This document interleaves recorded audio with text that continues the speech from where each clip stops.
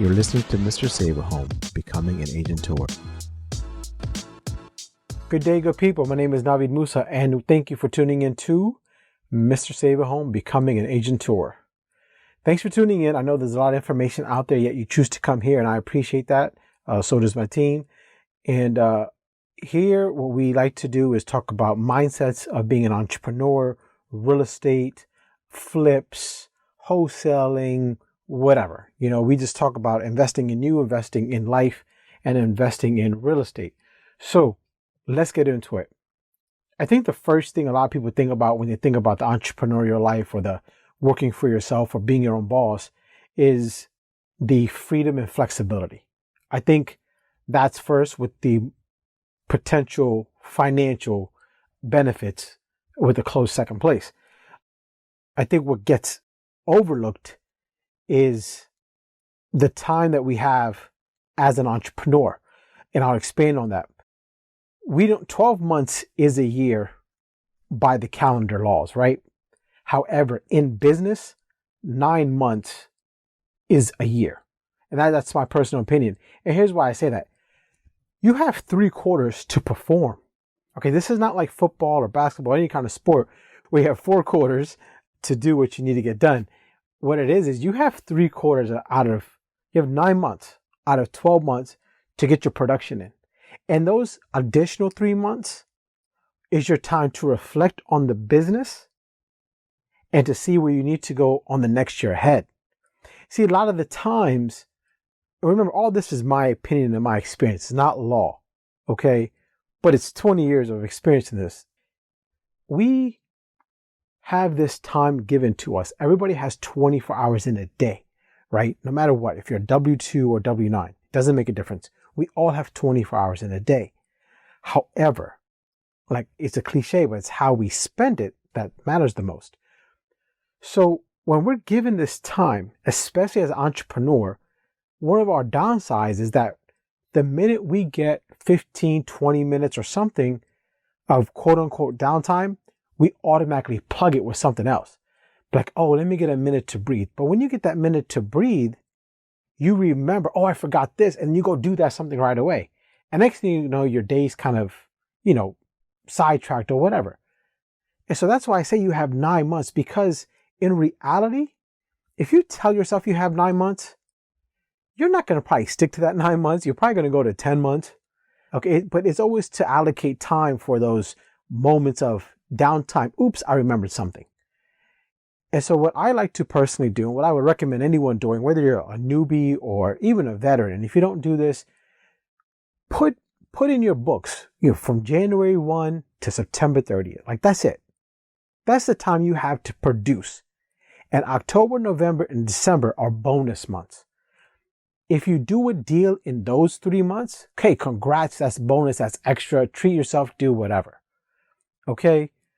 But the reality is that as an entrepreneur, what drives us is, if I can only do this, I'll get this done. If I can accomplish this, I'll get this, right? It's always that next. Oh, if I can do this, I'll get this. And that's our drive, and that's great. But we don't want to become victims to that. We don't become slaves to that. And so when you book yourself 9 months out of the year to work on your business, that's a goal. You set this goal that 9 months out of the year, here's what I'm going to do. I'm going to accomplish these numbers. I'm going to accomplish these deals, these sales, read so many books, whatever it is you want to accomplish in the 9 months. And those who are in the W-2 world, this pertains to you as well. For those who are quote unquote stuck in what you do and you want to get out of that race and go to a different type of race, okay, this applies to you as well. It's all about that mindset of knowing that your time truly is limited on a daily basis. Yes, we have 24 hours, but you don't want to spend that full 24 hours working. Yes, we all have 12 months out of the year, but you don't want to spend that full 12 months working.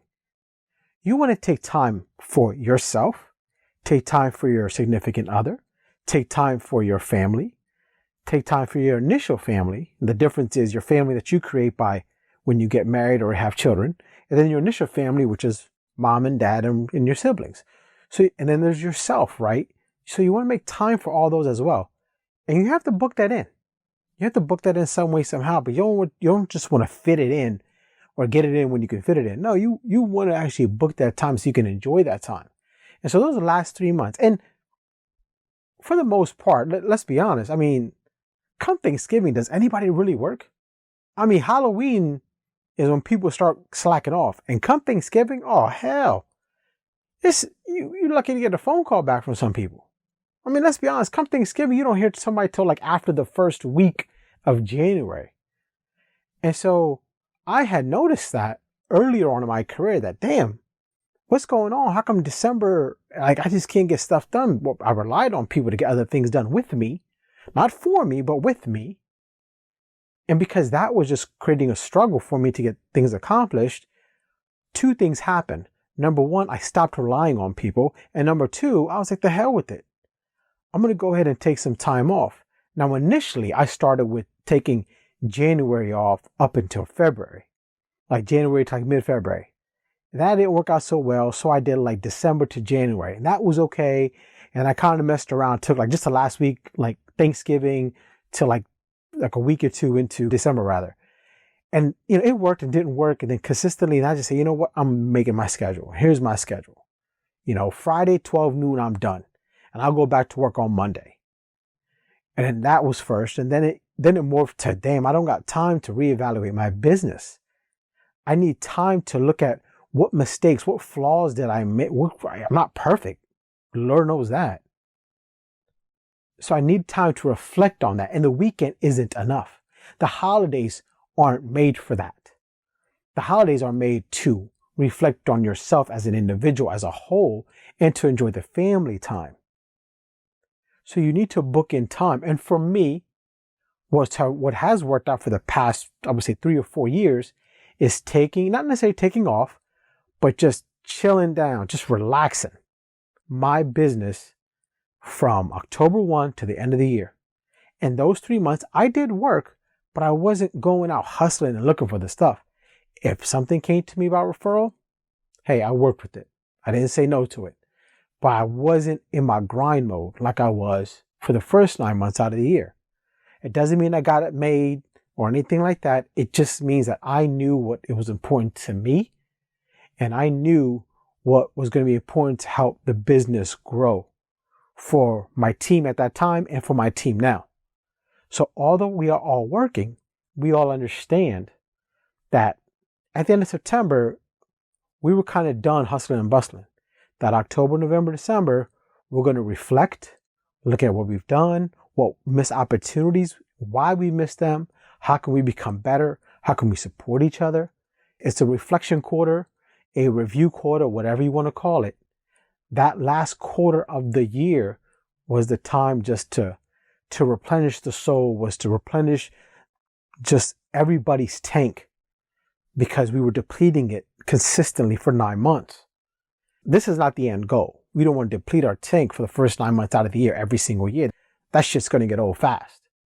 But that's what you use those last 3 months for. You use those last 3 months to just reflect. And again, if you're someone who's in the W-2 world who doesn't have the luxury of maybe taking off here and there whenever you want, use this time wisely. Use the last 3 months, not necessarily every single day, but maybe on the weekends or the evenings.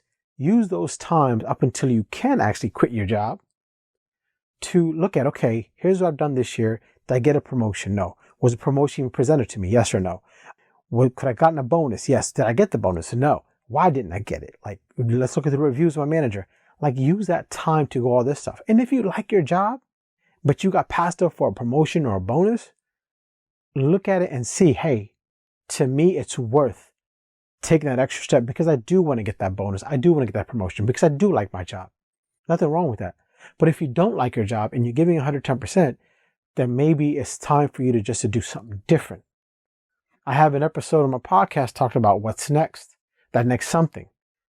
And that's what that kind of refers to, is that sometimes this reflection lets you know, hey, maybe I am ready for something. What that something is, it doesn't matter how great or insignificant or significant it is, or how big or how small. It just matters as it's your next. And that's what that talks about. And that's the meaning behind that one. So use your time wisely every single day. But I highly recommend using this last quarter, these the last 3 months of the year to really reflect on you and your business. Again, independent contractor, W-9, 1099, W-2, WD-40, whatever you want to use. Just use that time wisely to understand what you're worth, to understand where you're going and who you're going there with. My name is Navid Moosa. That's all I got for you guys today. Please be safe. Please be careful out there. Don't make some dumbass decisions. And as always, never chase the money. Always chase the deal. Do right by the client and everything else will fall into place. Take care, guys.